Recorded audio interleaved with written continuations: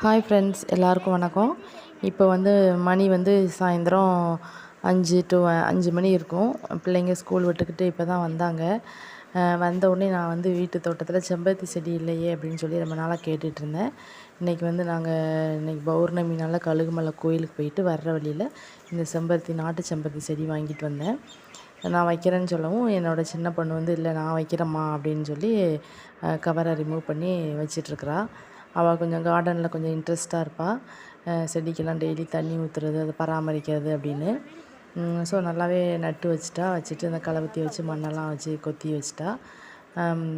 நாட்டு செம்பருத்தி வீட்டில் இருந்தால் குழந்தைங்களுக்கு மாஸ்க் போடுறதுக்கு ஈஸியாக தேவைப்படும் அப்படின்னு சொல்லிட்டு வச்சுருக்கிறோம். பக்கத்தில் கத்தாழை பார்த்திங்கன்னா நல்லா அழகாக தளிர்விட்டு இருக்குது.